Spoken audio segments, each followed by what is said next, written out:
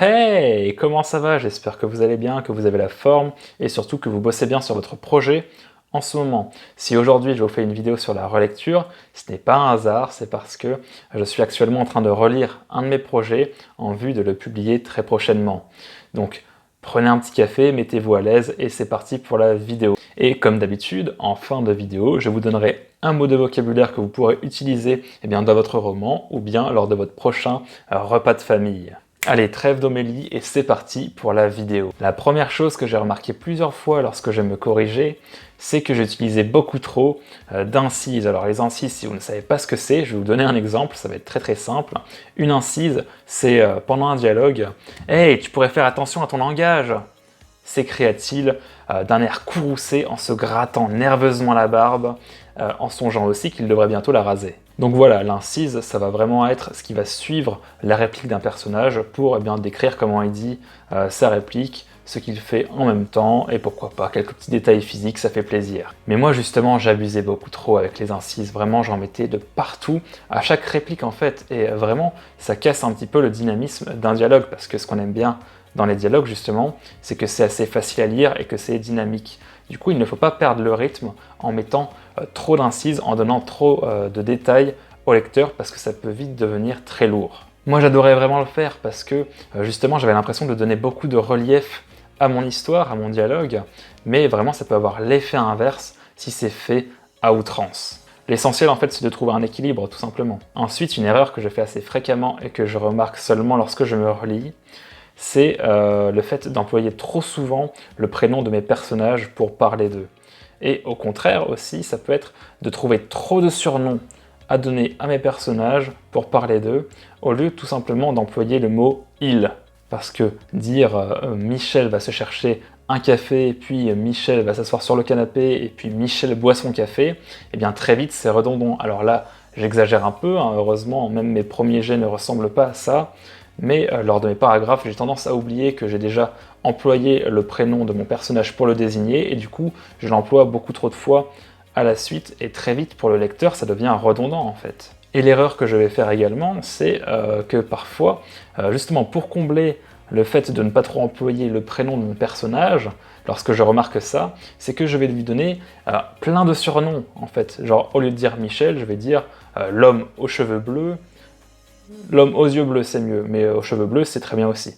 Mais je vais dire, voilà, Michel, ou l'homme aux cheveux bleus, ou le quadragénaire, ou, je sais pas, le tueur, enfin, c'est pas un tueur, mais c'est pas grave, bref, je vais lui donner plein de surnoms, en fait. Et ça va vite devenir indigeste, et le lecteur va voir ça, il va s'en rendre compte, il est pas bête. Donc pour moi, il faut vraiment, employer le mot « il » aussi souvent que possible. Alors bien sûr, lorsqu'on a plusieurs personnages dans une même pièce, il faut désigner qui fait quoi. Mais lorsqu'on peut se passer de redonner encore une fois le prénom de notre personnage, on peut le faire. Il faut utiliser « il », vraiment. Et je vous avoue que j'ai également beaucoup du mal avec le fait de donner des détails physiques sur le personnage pour le désigner. Par exemple, au lieu de dire Michel, de dire l'homme aux yeux bleus. Pour moi, ça fait un petit peu...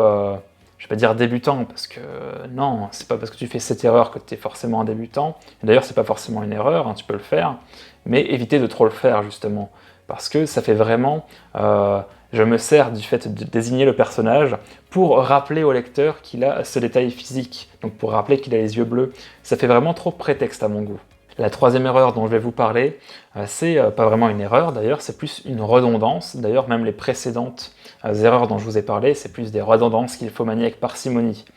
Donc la prochaine redondance dont je vais vous parler, c'est le fait tout simplement d'utiliser trop souvent les mêmes constructions de phrases. Et ça, on ne s'en rend vraiment pas compte lorsqu'on écrit, mais une fois qu'on le lit à voix haute, là on se rend vraiment compte du fait que le texte n'est pas fluide, le texte est redondant. Allez, je vais vous lire un exemple que je viens tout juste d'imaginer. Robert s'empara d'un stylo bleu et commença à écrire son texte. Il prit une grande inspiration et se demanda « quoi raconter. Il réfléchit de longues secondes et réussit à se mettre au travail. En plus d'être un exemple bien chiant, je suis vraiment désolé, faut se l'avouer, voilà, l'exemple n'était pas terrible, mais là au moins vous avez vu que la construction des phrases ne rendait pas le texte plus captivant parce que la construction est exactement la même d'une phrase à une autre. Dans les 3 phrases, on a le sujet, le verbe, ensuite on a le COD, puis l'adjectif, puis la phrase est à chaque fois coupée en 2 par le mot « et ». Donc au final, les phrases se ressemblent toutes et ça ennuie le lecteur, même si nous, on ne se rend pas compte lorsqu'on écrit. C'est super visible à la relecture, surtout si on se relit à voix haute. Donc moi, c'est vraiment un conseil que je vous donne.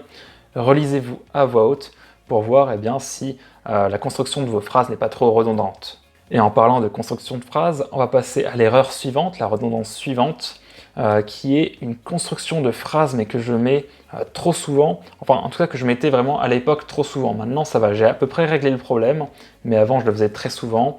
Et cette construction de phrase, c'est un adjectif, virgule, le reste de la phrase. Je vais vous donner un exemple. Attentif, il regarda autour de lui. Perspicace, il dénicha sa cible.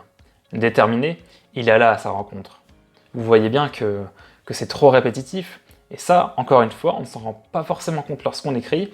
On trouve même ça plutôt stylé, mais à la relecture, vraiment, ça fait une redondance pas possible. Et ça marche aussi avec les adverbes. Doucement, il s'approcha de lui. Brusquement, il l'attrapa à la gorge. Violemment, il le plaqua contre le mur. Et le problème avec cette construction de phrase, c'est qu'en fait, on n'a vraiment pas besoin de mettre cet adjectif ou cet adverbe en début de phrase, parce qu'il va seulement reprendre une évidence qui transparaît déjà dans la phrase. Par exemple, la phrase « en colère, il le cribla d'injures », eh bien là, ça se voit bien que le mec est en colère, pas besoin de le dire déjà en début de phrase. « Il le cribla d'injures », en général, le mec est pas forcément content, quoi, à part si c'est un vrai psychopathe et qu'il fait ça pour le plaisir. Mais en général, s'il va se mettre à insulter quelqu'un, eh bien c'est qu'il est en colère. Donc bien sûr, vous pouvez préciser, vous pouvez rajouter des adjectifs pour donner encore plus d'ampleur à votre scène, mais ne le faites pas tout le temps, en tout cas moi je vous le déconseille. Il ne faudrait pas que votre texte devienne redondant. Putain, il me fait vraiment marrer ce mot redondant. J'ai vraiment l'impression d'être un vieux con qui est dans le jugement lorsque je l'emploie. Regardez, je vous lis même la définition. Redondant, qui a de la redondance, présente des redondances, style redondant. Même la définition, elle est redondante, s'il te plaît.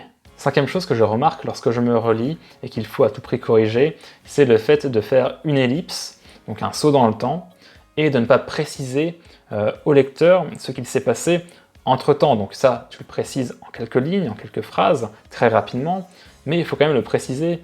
Tu ne passes pas d'un événement à un autre sans donner le contexte au lecteur, parce que sinon tu risques de le perdre tout simplement. Parce que moi, ce que j'ai souvent tendance à oublier, c'est que moi, personnellement, je connais mon histoire, je connais mes personnages, je sais ce qu'il se passe, je sais pourquoi ça se passe, mais le lecteur, lui, il découvre l'histoire, donc il faut lui donner un minimum de détails pour qu'il soit immergé dans l'histoire. C'est en tout cas une maladresse qu'il ne faut surtout pas négliger, il faut vraiment se mettre à la place de son lectorat. Passons maintenant au mot de la fin. Le mot de la fin aujourd'hui, c'est homélie. Homélie de base, c'est un discours simple qui est prononcé lors d'une messe.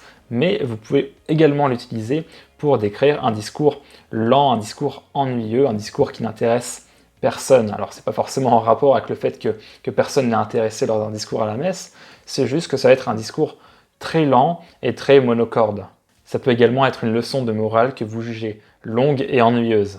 Comme d'habitude, faites-vous vraiment plaisir avec ce mot dans les commentaires, moi ça aidera pour le référencement. Si vous n'avez pas envie, si vous n'avez pas d'inspiration, c'est pas grave, mettez-moi un petit like, ça me fera énormément plaisir et ça me montrera que vous avez apprécié la vidéo. Je vous souhaite une excellente journée, travaillez bien, ciao.